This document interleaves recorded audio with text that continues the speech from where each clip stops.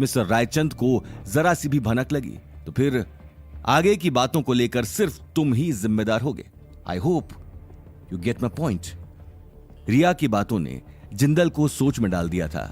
वहीं उसे घबराया हुआ देखकर रिया नील को देखकर मंद मंद मुस्कुराने लगी। अभिषेक जिंदल गहरी सांस लेकर कहता है, ठीक है, मैं पैसे वापस देने के लिए तैयार हूं, लेकिन मुझे थोड़ा टाइम चाहिए। अमाउंट बहुत बड़ा है और मैं इतनी जल्दी 2 करोड़।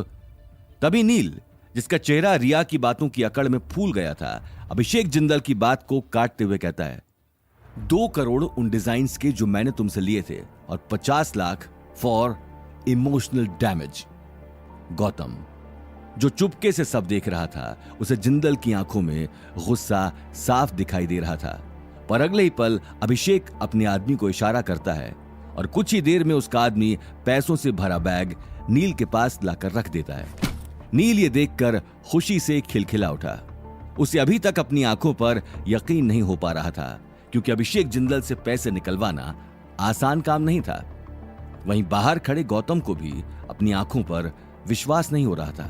पता नहीं आज नील का लकी डे है या जिंदल का अनलकी डे। वॉट एवर, मामला पीसफुली सुलझ गया, थैंक गॉड। जैसे ही नील और रिया पैसे गिनकर बाहर आने लगते हैं, गौतम जल्दी से वहां से निकलकर अपनी कार में बैठ जाता है।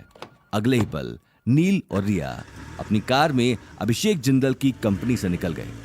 गौतम ने भी अपनी कार चालू कर दी और उनके पीछे पीछे जाने लगा। कार में नील बार बार रिया को ही देख रहा था। वो अब मन ही मन रिया के साथ शादी करने के सपने बना चुका था। तभी उसे सामने हाईवे के बीचों बीच बहुत सारी कारें दिखाई दी। नील ने अगले ही पल कार रोक दी। रिया और नील दोनों को ही किसी ना किसी गड़बड़ी का अंदाजा हो चुका था, क्योंकि अब उनके सामने बहुत सारी काली कारें खड़ी थी और उन कारों के आसपास 16-17 आदमी झुंड बनाकर एक दूसरे से बात कर रहे थे। गौतम भी उन सभी आदमियों का झुंड देखते ही थोड़ी ही दूरी पर रुक गया। देखते ही देखते उनमें से एक गुंडे ने कार का दरवाजा खोल दिया और नील को बाहर आने का इशारा करने लगा। नील ने एक नजर रिया को देखा और बिना कुछ कहे कार से बाहर निकल गया। नील को देखते ही आसपास खड़े सभी लोग उसे घेर कर खड़े हो गए। इससे पहले कि नील कुछ समझ पाता और कुछ कर पाता, उन सभी हट्टे कट्टे लोगों ने उसे मारना शुरू कर दिया। कुछ ही देर में नील के मुंह से खून निकलना शुरू हो गया। रिया ये देखते ही उन सभी आदमियों को धमकाने लगी, स्टॉप वरना मैं पुलिस को कॉल करूंगी।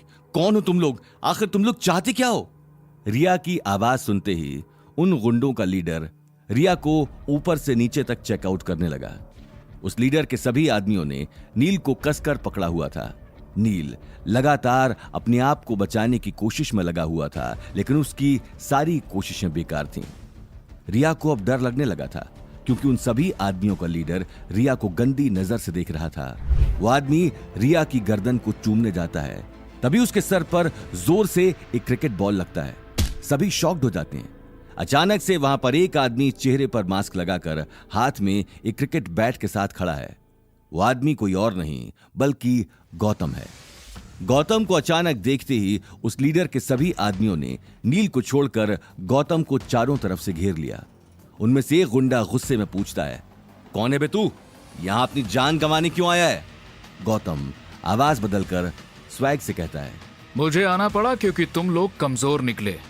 लड़के को धोने आए थे ना, लड़की को टच क्यों कर रहे हो? छोड़ो उसे, वरना बॉल से फोड़ा था, बैट से तोड़ूंगा भी। ये बात सुनते ही उस गुंडे ने अपने साथियों को इशारा कर दिया। इशारा देखते ही उसके साथी हाथ में चाकू और गन लेकर गौतम के करीब बढ़ने लगे। रिया को अब तक कुछ समझ नहीं आ रहा था। उसके चेहरे पर डर की लकीरें अब तक दिखाई दे रही थी।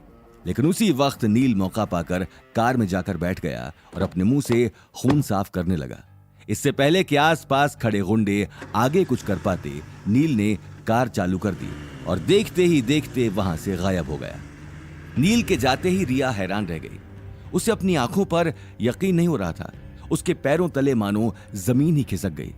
वहीं गौतम को भी यह बात बहुत अजीब लग रही थी।